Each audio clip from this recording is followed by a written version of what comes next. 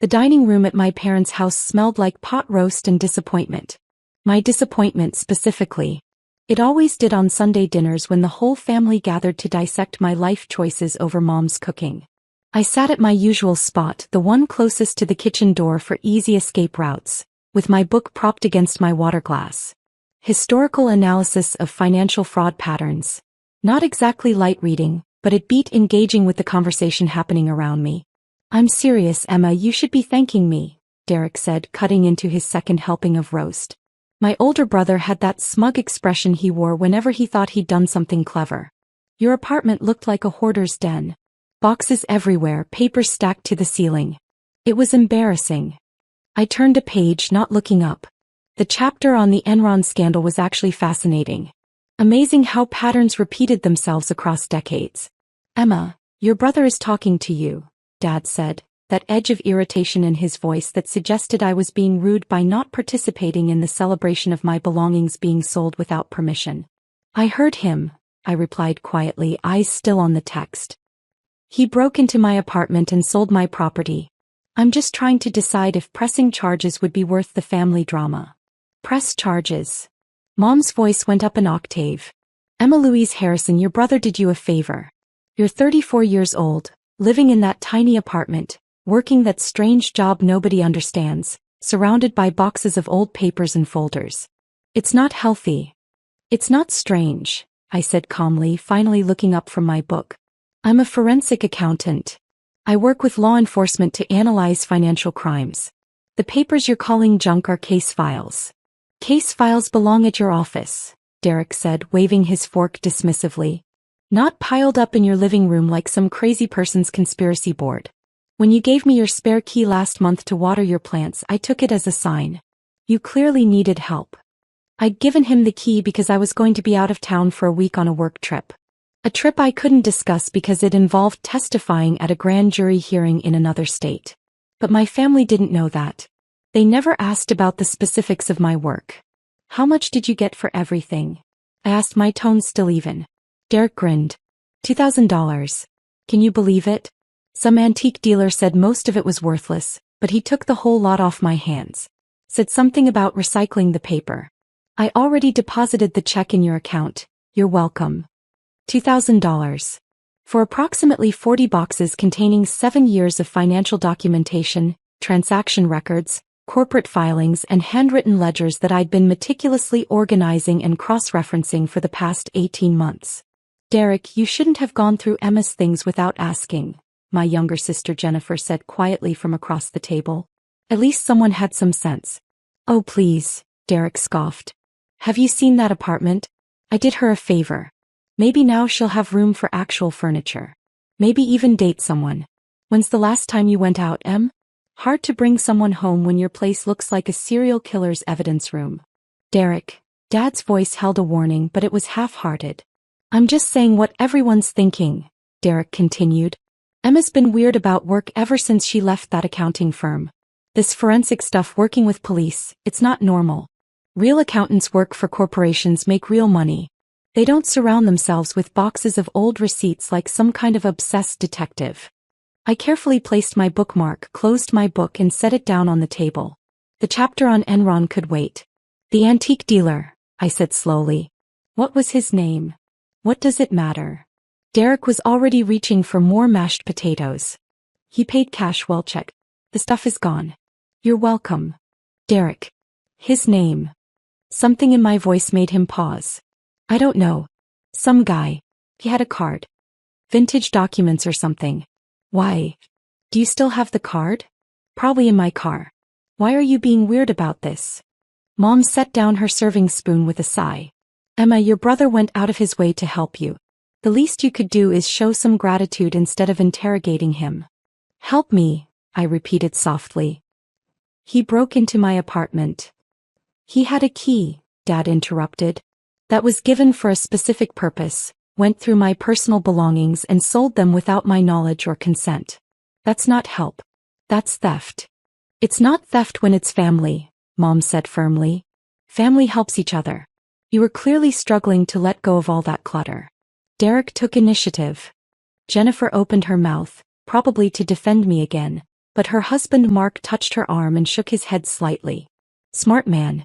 He'd learned not to get involved in family politics. Those boxes, I said, keeping my voice level despite the knot forming in my stomach, were not clutter. They were evidence in an active federal investigation. The table went quiet. Evidence. Dad's tone shifted slightly, though still skeptical. Emma, you're not actually FBI. You're a contractor or consultant or whatever. Real evidence would be in police custody. I work with multiple federal agencies, I explained, not for the first time. When cases involve complex financial fraud, they bring in specialists. That's what I do. I analyze financial patterns, trace money movement, build cases. The documents I keep at home are copies for my analysis work. The originals are secured, but I need working copies to do my job. So they're just copies, Derek said, relaxing. Then what's the big deal? Make new copies. I looked at him, really looked at him. My brother, who'd graduated with a business degree and now managed a car dealership. Who'd spent his whole life taking shortcuts, making surface-level assessments, never bothering to understand complexity. Derek, when did you sell the boxes? Yesterday afternoon. Why? Yesterday. The day before I was supposed to present my findings to the FBI field office. The culmination of 18 months of work tracing financial transactions through shell corporations, offshore accounts, and deliberately obscured paper trails. And you're sure he took everything? All the boxes. Every single one. Cleared out your whole living room. The place looks so much better now. You'll see when you get home. I pulled out my phone and opened my calendar, scrolling to yesterday's date. 3 missed calls from an unknown number while I'd been on the plane back to town. 2 voicemails I hadn't listened to yet. Emma, put your phone away at the table, Mom chided. We're having family dinner. I ignored her and played the first voicemail on low volume. Ms. Harrison, this is Special Agent Chin from the FBI. We need to speak with you urgently regarding the Meridian case. Please call me back immediately at this number. The second voicemail was shorter, more tense. Ms. Harrison, this is Agent Chin again. We have a situation. Call me back now. I looked up from my phone. Everyone at the table was staring at me now. What case? Jennifer asked quietly. I can't discuss details, I said. But Derek, you need to tell me everything about this dealer. Where did you find him? How did he know to contact you? He didn't contact me, Derek said, and for the first time, I heard a hint of uncertainty in his voice. I found an ad online. We buy vintage documents and paper collections. Figured it was perfect. Called him, sent photos. He came by the next day with cash. Photos, I repeated. You sent photos of my documents to a stranger online. They were just old papers, Emma. Receipts and bank statements and boring corporate stuff. How was I supposed to know? The doorbell rang. We all looked toward the front of the house. It was nearly 8 on a Sunday evening. Not a typical time for visitors. I'll get it, Dad said, standing. I was already on my feet, phone in hand, dialing the number from Agent Chen's voicemail. It rang once before he picked up. Miss Harrison? Agent Chen, I just got your messages. I've been traveling in. Where are you right now? My parents' house. Why? What's the address? I heard voices from the front hallway. Loud, official voices. The kind that made my stomach drop even though I'd done nothing wrong. Agent Chen, what's happening? Miss Harrison, we have reason to believe the documents from your apartment were taken as part of a deliberate effort to compromise the Meridian investigation. We need to locate those documents immediately. I'm going to ask you a direct question, and I need you to answer honestly. Did you sell or dispose of any materials related to the case? No, I said firmly. But my brother did. Yesterday. He sold them to someone claiming to be an antique dealer. The silence on the other end of the line lasted 3 heartbeats. Your brother, Agent Chen's voice had gone very cold. Did what? The voices from the hallway grew louder. I heard Dad's confused protests and then footsteps, multiple sets, heading toward the dining room. I'm at my parents' house for dinner, I said quickly. He just told me about it. I had no idea. Stay where you are. Don't let your brother leave. The phone went dead just as 6 people entered the dining room. 3 FBI agents in tactical gear, 2 more in suits, and 1 woman in a DA jacket. All of them had the kind of serious expressions that made Derek's face go pale. "Emma Harrison?" the lead agent asked, though his eyes had already found me.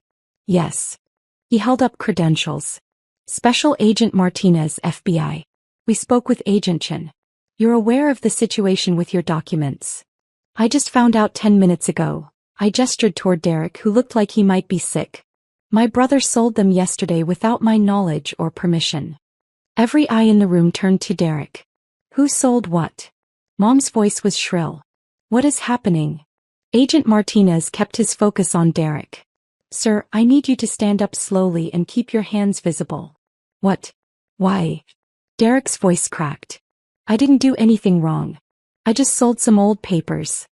"You disposed of evidence in a federal investigation," one of the suited agents said sharply. "That's obstruction of justice at minimum. Depending on your involvement, it could be conspiracy, evidence tampering, or accessory to fraud."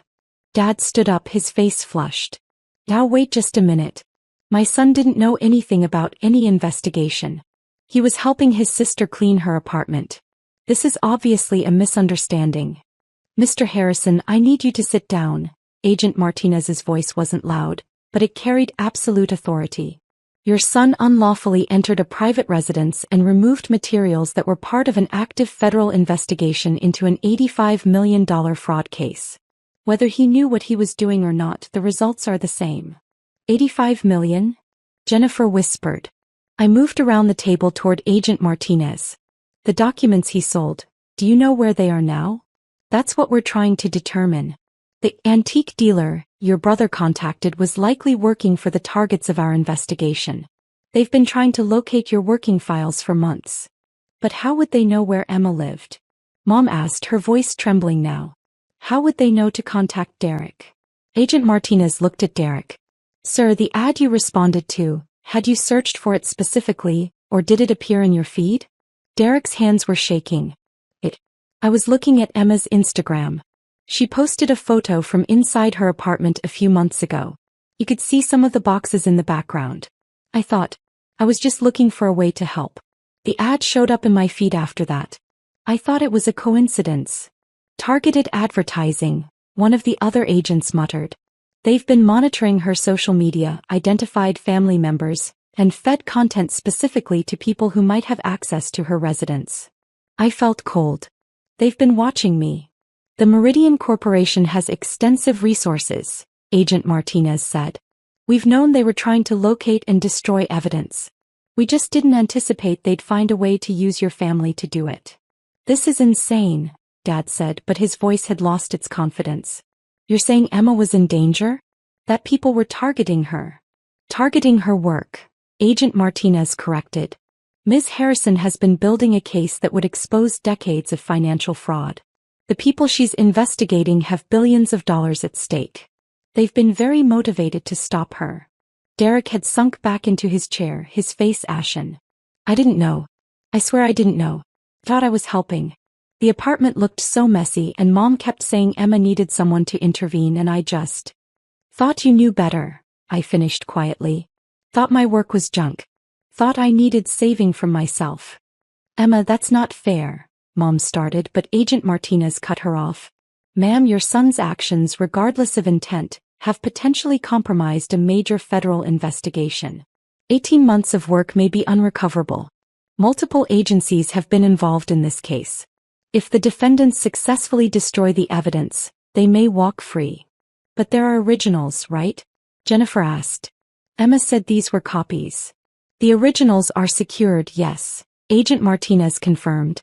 "But Ms. Harrison's working files contained her analysis, her cross-references, her notes on patterns and connections.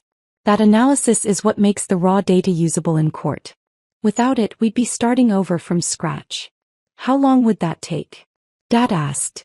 Agent Martinez looked at me. I knew the answer. So did he. 18 months minimum, I said. Maybe longer. The patterns I found required constant cross-referencing across thousands of transactions. I'd have to rebuild the entire analytical framework. And the statute of limitations on some of the charges expires in 14 months, Agent Martinez added. Which means if we can't recover your work, Some of the defendants will walk free simply due to time constraints. The room was silent except for the ticking of the grandfather clock in the corner. Derek, I said quietly. I need you to tell these agents everything. The ad you saw, the messages you exchanged, the person you met where they took the boxes. Everything. I don't remember all the details. Derek's voice was barely audible. I deleted the messages after the sale was complete. I thought I was doing a good thing. One of the agents pulled out a tablet. We'll need your phone. Our tech team can recover deleted messages and trace the IP addresses. But we need it now. Derek hesitated, looking at Dad as if for permission. Give them the phone, Derek, Dad said heavily. As Derek handed over his phone with shaking hands, Mom started crying. Not loud, dramatic crying, but the quiet kind that was somehow worse. I don't understand, she said.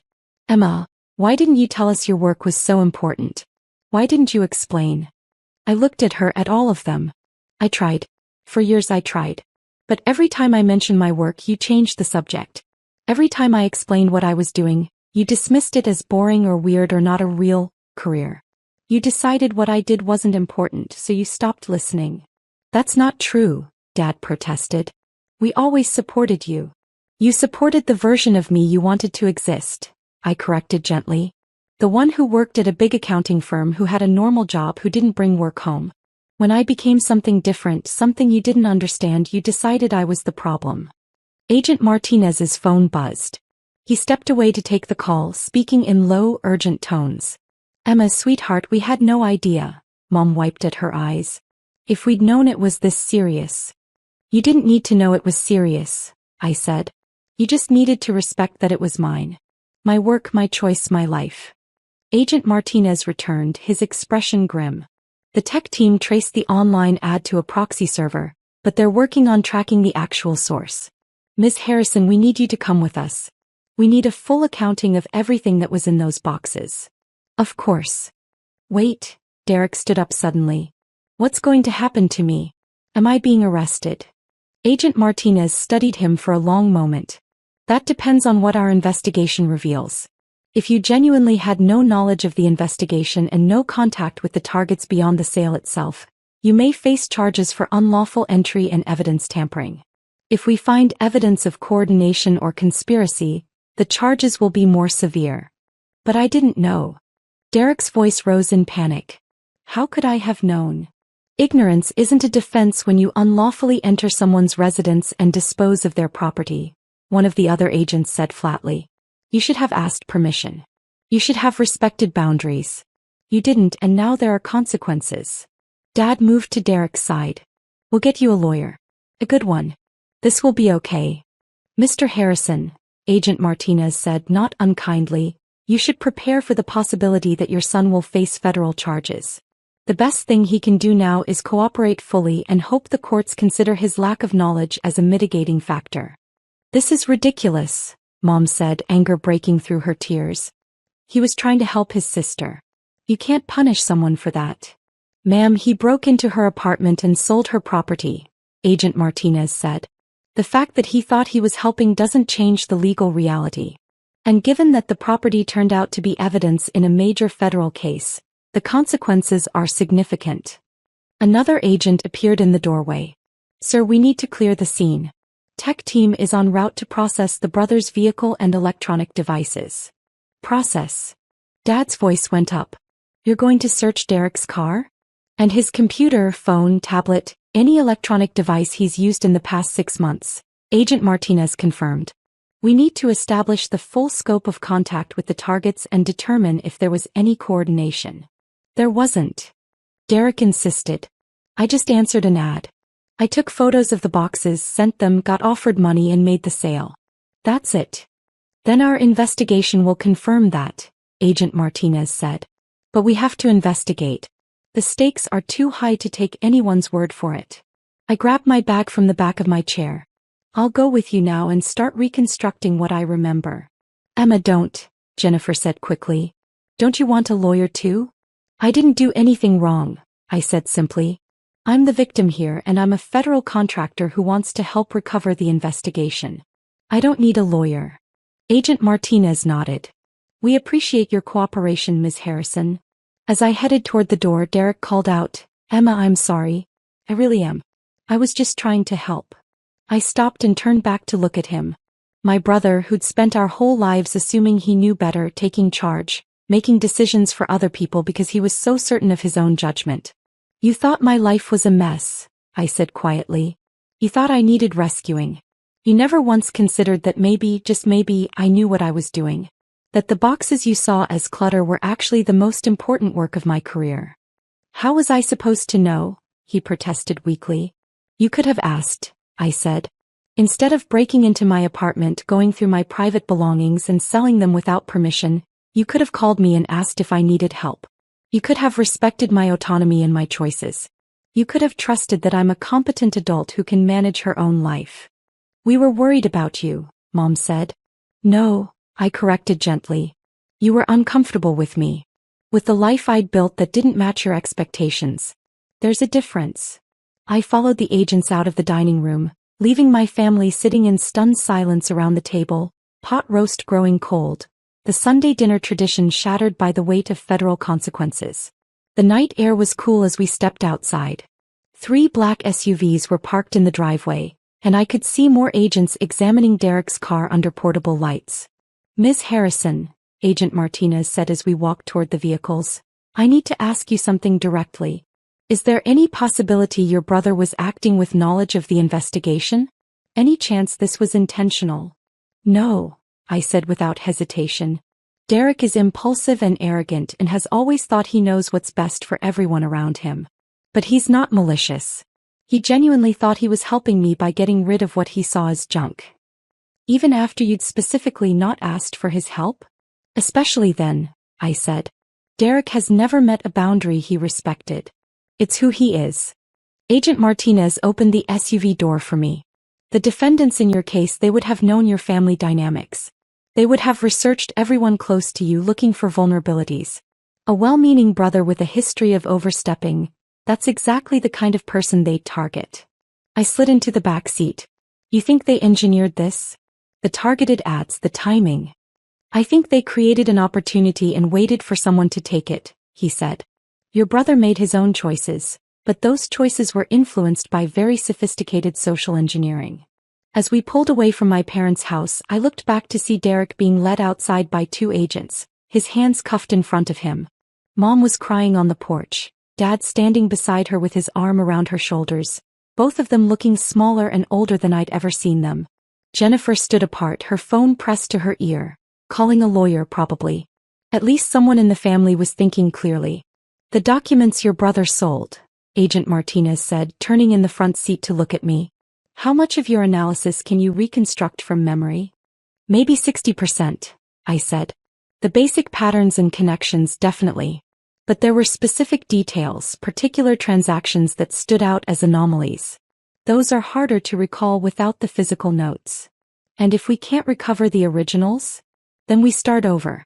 Request new copies from banks, corporations, government agencies. Most of it is accessible, but it takes time. Months and months of time we may not have." My phone buzzed. A text from Jennifer. "I'm so sorry. We should have listened to you. We should have respected your work. This is our fault." I didn't respond immediately. Part of me wanted to agree to let the anger and hurt pour out. But mostly I just felt tired. Another text came through, this one from an unknown number. "We have what we need. Stop the investigation or your family suffers. Your choice." I showed the message to Agent Martinez immediately. His expression hardened. "They're desperate. That's good for us. Desperate people make mistakes. But it also means they're dangerous. We're going to need to put protection details on your parents and siblings until we resolve this." "Protection details? You mean like witness protection?" "Not full protection, but security surveillance. We can't risk them being used as leverage against you or becoming collateral damage if the defendants decide to escalate." The SUV merged onto the highway heading toward the federal building downtown. Behind us, I could see 2 more vehicles following. My security detail, I realized. "Ms. Harrison," Agent Martinez said, "I know this evening has been traumatic. Your brother violated your privacy and potentially compromised your work. Your family dismissed your career and made you feel unsupported. But I need you to understand something important." "What's that?" The work you've been doing, the analysis in those boxes, it matters. Not just to this case, but to thousands of victims who lost their retirement savings, their homes, their futures to Meridian Corporation's fraud. You've been building a case that could recover billions of dollars and put genuinely dangerous people in prison for a very long time. I know, I said quietly. I'm not sure you do, he said. We work with a lot of contractors, a lot of analysts. Most are competent. Some are good. But Ms. Harrison, you're exceptional. The connections you've found, the patterns you've identified. We have agents with decades of experience who didn't see what you saw. You've built something remarkable. I looked out the window at the city lights streaming past. My family thinks I'm weird. Your family doesn't understand what you do. That's their limitation, not yours. And after tonight, I think they're starting to realize that. My phone buzzed again. Mom, this time. Emma, please come back. We need to talk about this. Derek is being arrested. They're taking him away. Please, honey. We're family. I showed the message to Agent Martinez. Can I respond? What do you want to say? I thought about it for a long moment. That I'll help Derek as much as I can, but there are consequences for his actions. That being family doesn't mean having the right to violate boundaries and face no repercussions. That I love them, but I'm tired of not being respected. That sounds fair. But Emma, he used my first name for the first time. You don't owe them a response right now. You don't owe them your emotional energy when you need to focus on salvaging the investigation. Being a good daughter doesn't mean sacrificing yourself. I typed out a simple message. I'm helping the FBI recover the investigation. Derek made his choices. We'll talk when I'm done. The federal building loomed ahead, all concrete and glass and the weight of justice. Somewhere in that building were other agents, other analysts, all working on cases that mattered, cases that protected people, cases that held powerful criminals accountable. My family had never understood that. They'd seen boxes of papers and called it junk. They'd seen dedication and called it obsession. They'd seen important work and decided it was worthless because it didn't fit their definition of success. Agent Martinez, I said as we pulled into the underground garage, the Meridian case. If we can't recover my analysis, if we have to start over and some of the defendants walk free, what happens to the victims? They lose, he said simply. They already lost their money. But they'd also lose the chance for justice, for seeing the people who stole from them face consequences. That's what we're fighting for. Not just convictions but accountability. Then we'd better figure out where Derek's antique dealer took my boxes. Already working on it. Tech team is tracking his digital footprint.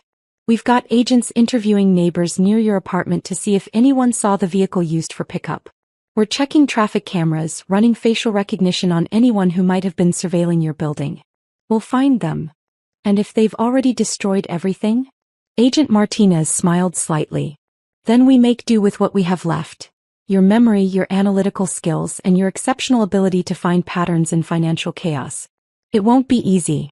But we don't give up on cases this important. The elevator opened directly into a secure floor. More agents, more computers, more of the invisible infrastructure of federal law enforcement that most people never saw. My family thought I had a strange job, working late hours on incomprehensible financial documents, bringing home boxes of boring papers to analyze. They didn't understand that this was how you caught the criminals who wore expensive suits and hid behind shell corporations. This was how you protected people who trusted the system and got betrayed. This was important work. And tonight, whether they understood it or not, my family had learned that lesson the hard way. Conference room 3. Agent Martinez guided me down a hallway. We've got coffee, food if you're hungry, and a whiteboard. Let's start reconstructing what we can from memory. Even if we recover the physical documents, having your knowledge documented separately will strengthen the case. I set down my bag and picked up a marker. The whiteboard was large, blank, waiting to be filled with the patterns only I could see. The Meridian Corporation operated through 17 primary shell companies. I began writing as I spoke. The money flowed in patterns, 3-month cycles, moving through offshore accounts in the Caymans, then Luxembourg, then back to domestic accounts disguised as legitimate business income. Agent Martinez pulled out a laptop, recording everything. Other agents filtered into the room, listening, taking notes. I wrote faster, the patterns emerging from memory like they'd been waiting to be released. Account numbers, transaction dates, Anomalous transfers that had taken me months to identify and now poured out in a stream of recollection. Somewhere across town, Derek was being processed into federal custody, learning that good intentions didn't excuse bad actions. Mom and Dad were probably still crying, still trying to understand how their Sunday dinner had ended with FBI raids and federal charges. And somewhere else, the people who'd stolen $85 million from innocent victims were probably celebrating, thinking they'd won, thinking they'd successfully destroyed the evidence that could convict them. They were wrong. I filled the first whiteboard and moved to a second.